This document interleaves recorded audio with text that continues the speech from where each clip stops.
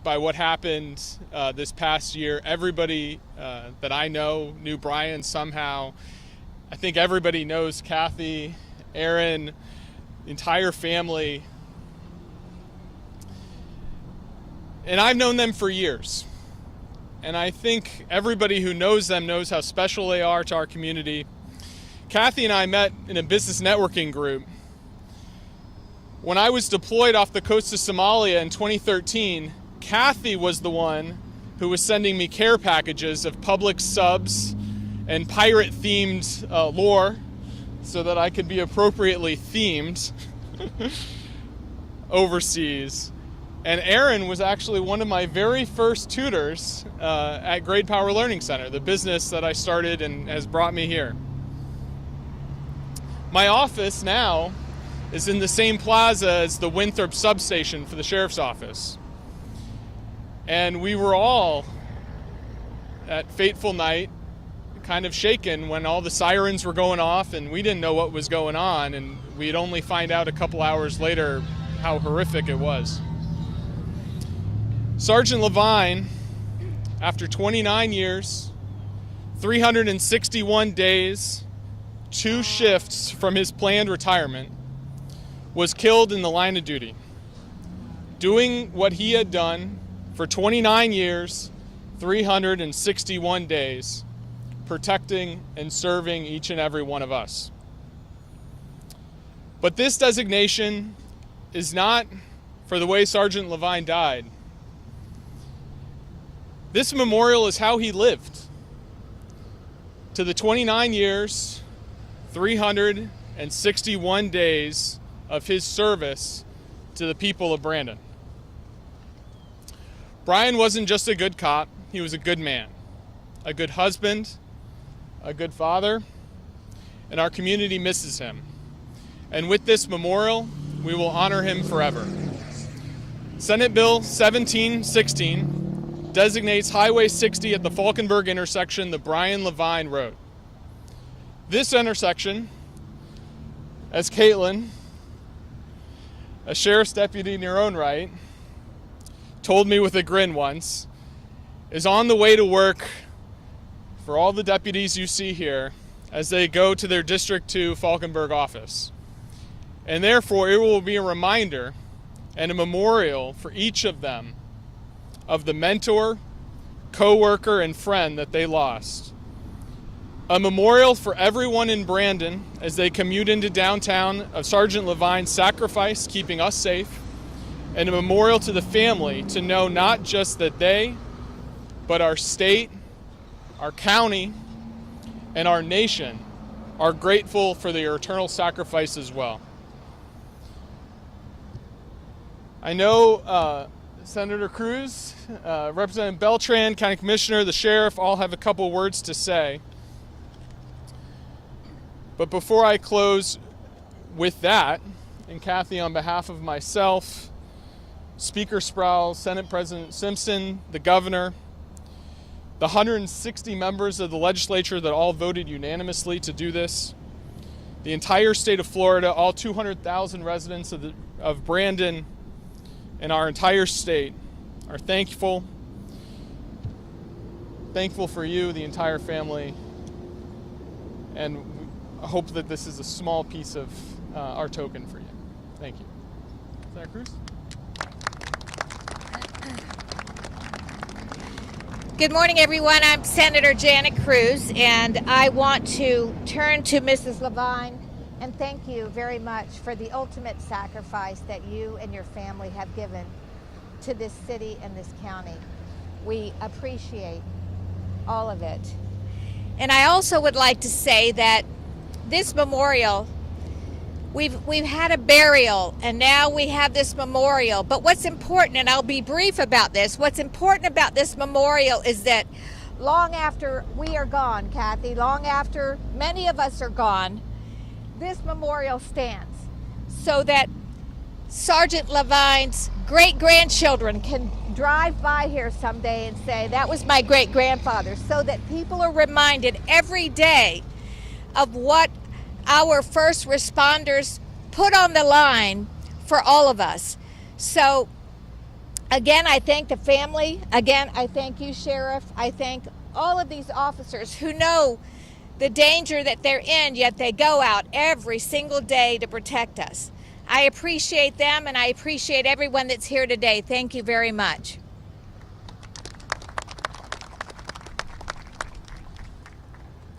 Good morning, everyone.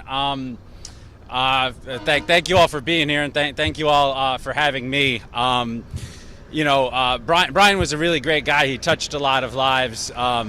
Before I was elected to office, when I actually had a life, I used to work out at this gym out in South County, and Brian would come in a lot of times in the morning before his shift, and we would roll. We both did jiu-jitsu, and he was a lot higher ranking and frankly a lot better than me. But we would roll because would come in the morning when there weren't a lot of people in the gym, and I got to know Brian pretty well in that capacity. And he just always struck me, a lot of the higher belts, they tend to have a little bit of an ego about it, but not Brian. And he didn't really have an ego. He talked about his job. He didn't have an ego about that. He was just a real down-to-earth, friendly type of guy. He'd teach me some things because I was lower rank and belt. And when I got elected, I went off to Tallahassee. I didn't see him for a while. And then I heard that an officer had died in a traffic collision during a chase, and obviously I was very sad, and I kind of looked it up. I saw his picture in the newspaper, and that was, it kind of touched me personally, as he did all of us who knew Brian. And so I was glad we were able to include Brian and some other officers from the Tampa Bay region in the bill where we designated various roads throughout Hillsborough County, and rightly so.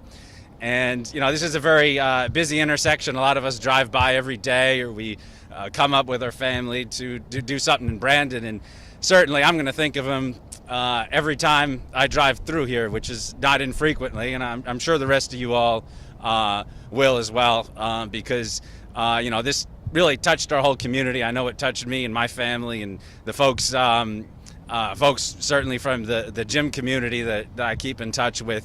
And, so thank you all for being here and helping to remember Sergeant LaVigne. Thank you.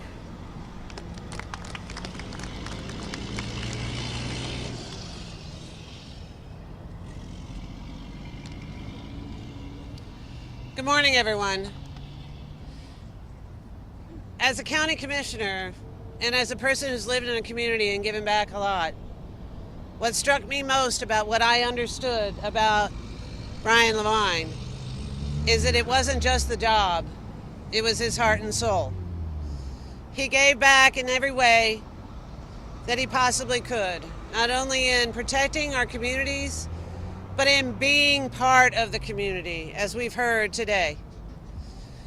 When you have someone in a community that's lost, there is actually the duty of all of us to recognize and honor the person who stood up and acted in a position of leadership to protect and serve our community.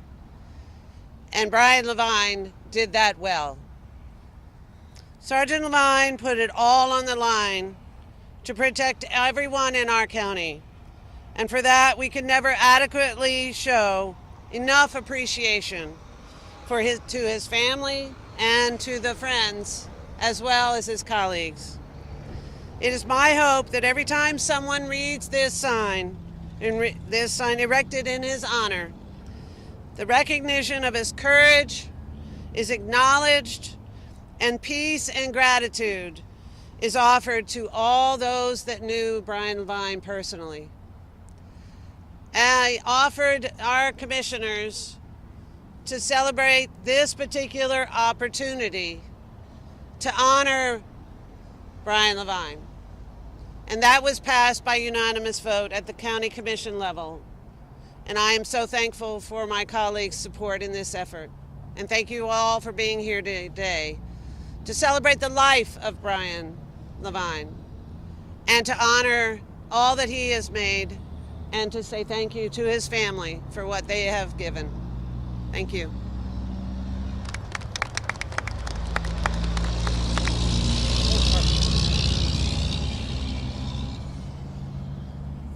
Good morning, everyone. Today's a day of gratitude and one of appreciation. I want to start by recognizing the squad that Sergeant LaVigne supervised, all his fellow deputies and supervisors here, his chain of command. Thank you for being here today.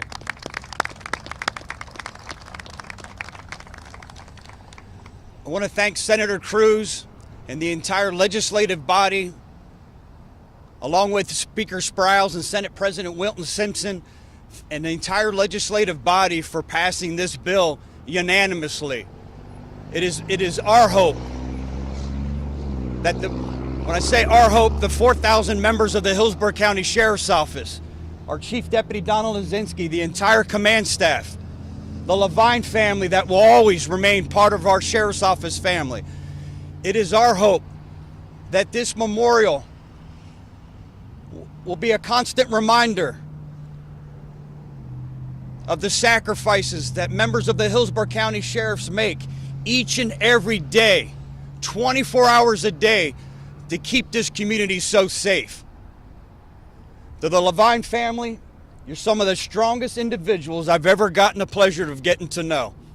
And I hope that today this memorial will bring some sliver of hope and comfort, knowing that not just the ultimate sacrifice after 30 years that your husband made for this community, but the 30 years each and every day throughout his various assignments and tasks throughout the office that he did every day to make this community a safer community.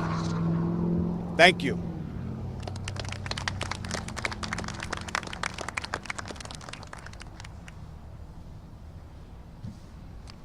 Can you guys hear?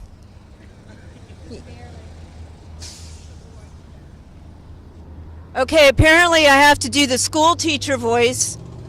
I don't know if this microphone turns up, but I have a few things to say. Thank you to Florida House Representative Andrew Learned for making this happen. This started in January in my family room with a Guinness Slancha. Thank you to Sheriff Chronister and HCSO for support from the very beginning and your continued support. And to Kim Overman and the Hillsborough County Board of County Commissioners who have repeatedly let us know that they know and they remember. And also thank you, Senator, and the rest of the members of the Florida Legislature. I appreciate you being here and making this happen. And of course, thank you to our friends, because without you, none of us would be standing. I believe this is the last thing I have to do, and I have a few words and then I'm done. Unless, of course, I decide to run for Andrew's seat in the Florida House, or if I run for sheriff, then I'll come back and say some more words. Just kidding. People driving by this sign may just think, oh, that's for that guy that was killed in the line of duty. And that makes it sound like he was a soldier in the trenches who went over the top and threw himself on a grenade. And that's not what happened. I'm going to give you a gift. I'm going to tell you about Brian. So when you drive by the sign, you will know a backstory. You may glean why I told Andrew that the sign was okay by us. First, it was a job. Only one facet of his life. And for all the people who thought when he was killed, oh, that's what he signed up for. Well, that's stupid.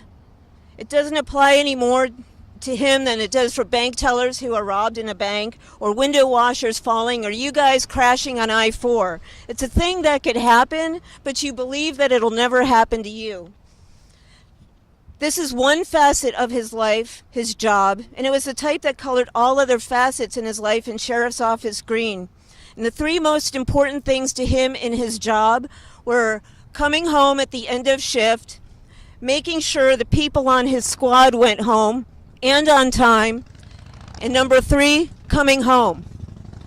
There was some crime fighting somewhere in that list, but those were the top three. Literally, I would tell him to be safe, and he'd reply, "Don't worry, no matter what happens, I'm coming home." And he wasn't just a cop who was killed. He was once a kid who worked and grew up on a farm in New York. He came to Florida when his dad got a new job that was the same place as my dad, and we went to the same church, we went to the same school. We had assigned seats next to each other, and that boy had no chance. He put himself through college. He worked full-time, and he went to school full-time to make that happen, and he lived on peanut butter and noodles. He proposed to me on the beach, and my response was, well, this is so weird. And you know what? It's been really weird ever since. He got married at age 20. After graduating, he had to take out a loan to pay for a suit to interview at police departments because we had nothing. We had no money, we had no furniture, and we didn't care. He got the job at Largo, where he was awarded a Medal of Valor. I don't remember the whole story, but saving people from a bomb was the general gist, and he came home all muddy and torn up when he walked in the door at 7 a.m. Because of the commute to Largo, he applied at Hillsborough, where he worked for 30 years. Caitlin and Liam happened. As he stayed on mids and weekends, I was working 5 or 6 days a week. We saw each other for more than a couple hours, only 3 days per month.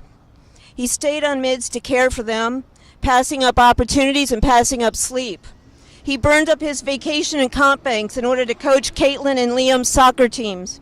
He also coached at Mann Middle School in full uniform as a school resource deputy.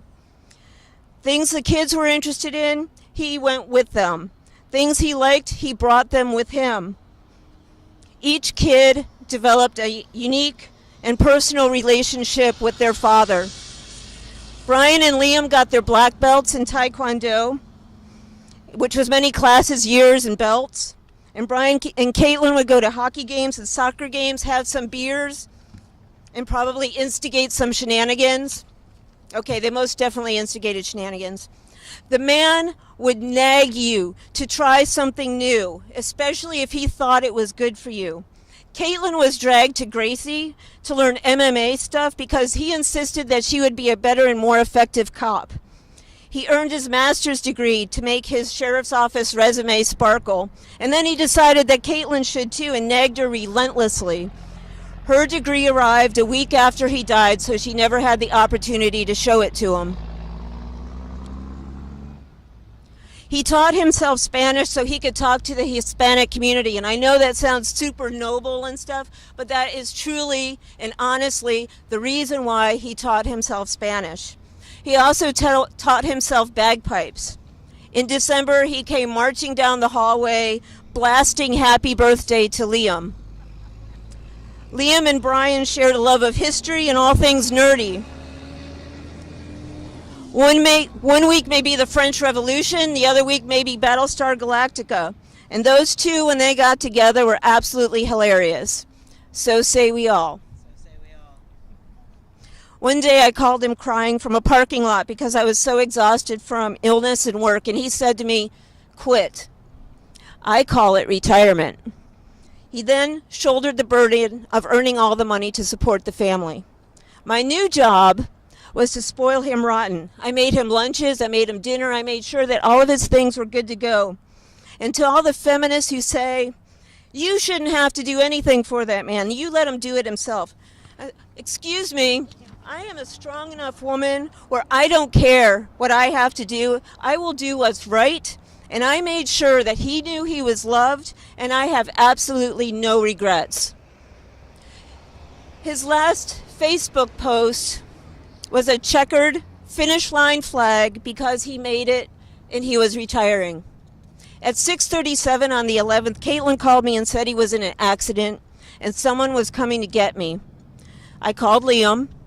At 7 p.m., I have a deputy in my driveway blocking me in, saying they were waiting on someone else to drive me. And I am furious. I am telling them to move. He is detaining me, and I have to go. And he doesn't move. I call Caitlin back and demand to know what's going on. I can't get there. This guy has to leave. I'm going to push him out of the way with the Jeep, because apparently a Jeep is a bulldozer, but that's what I was thinking.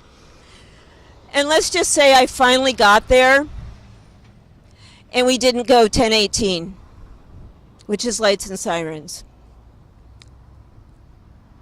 The rest of the night was like, I can see your lips moving, but I can't hear what you're saying. Before I figured if anything happened, I expected 2 deputies to show up in black cowboy hats, knock on the door, and I had a plan. The plan was if I saw 2 deputies with cowboy hats on, that I was going to not open the door. I was going to run out the back, go over the fence, because if they couldn't catch me, then whatever they were going to say was not going to be true. That didn't happen. And really, what's the script and what's the plan for what happened?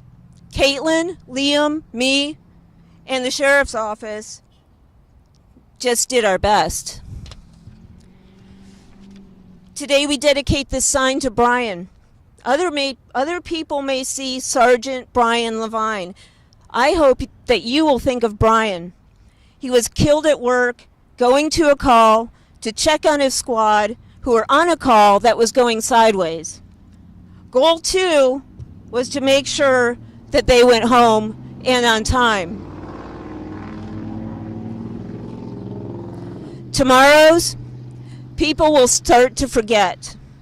They'll forget to capitalize the V in LaVigne. They may pronounce his name wrong. LaVigne, Laverne, LaVigne. I've heard it all. And time passes and fades, memory fades, and life goes on within you and without you. But you will know and hopefully remember, when you drive past that sign, just think of Brian. Just Brian, father, son, brother, friend, my husband, who only wanted to come home on time at the end of his shift. Peace.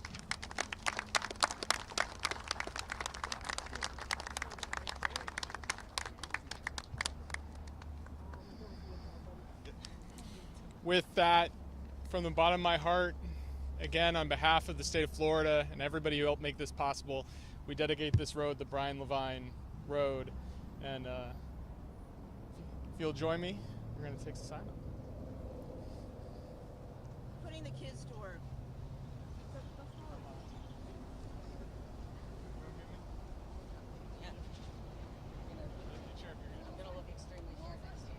Was that your plan? Can you help him reach back? Help, I'm so short. Okay. How about 3, 2.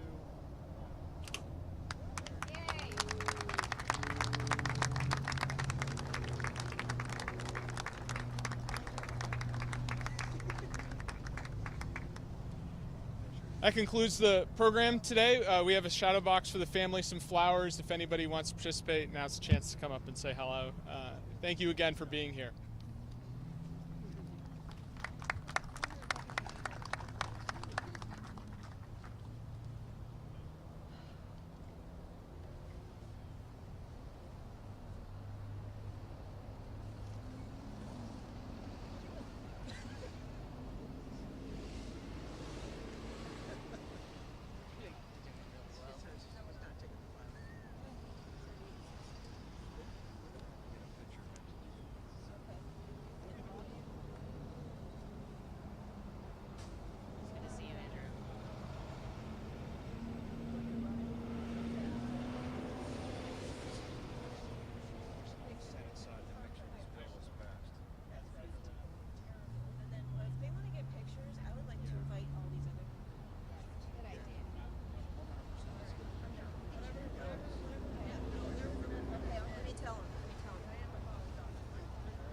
Hey guys, I'm back. Those of you who know me really well know that I'm kind of bossy. So what's going to happen is the family, dignitaries, we're going to get a picture with the sign, and I just asked if all of you here, after we do the little picture, would do a big picture of the community supporting Brian. I would really appreciate that. So we're going to do a little picture, and then we're going to create some havoc, and everyone's going to go over there and get a big picture, okay? All right, thank you.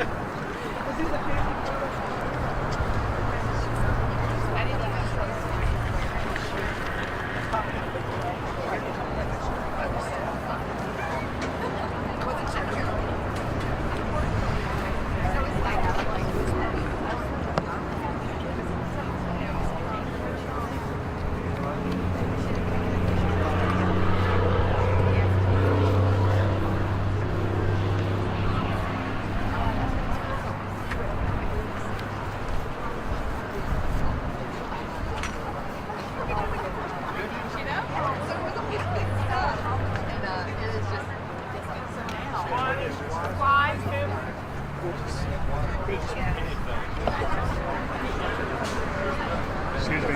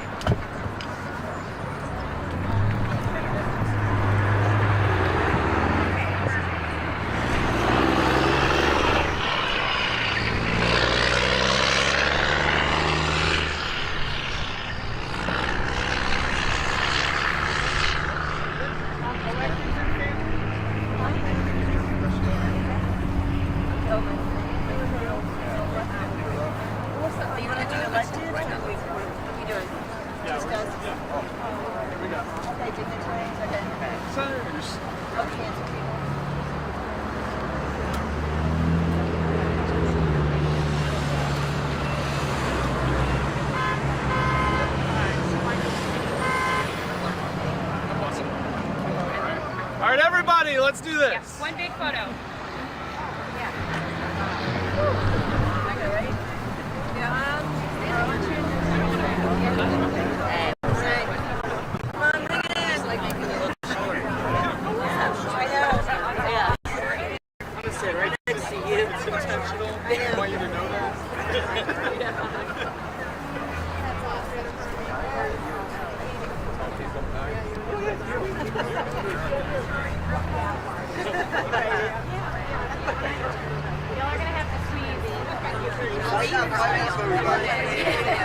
I'm going to put some more down on this end too. On the other side. It's 60, it's fine. You're safe.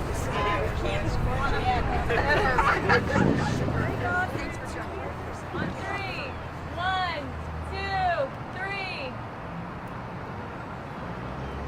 Thank you. Yay!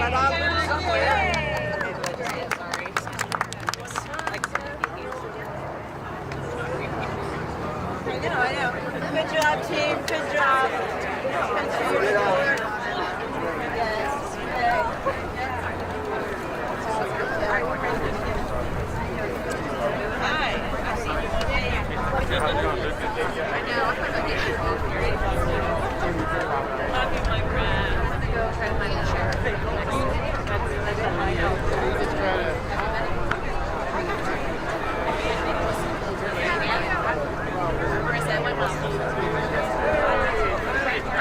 Are you all setting up for the sheriff? Do you guys want to just... Well, we're going to set up.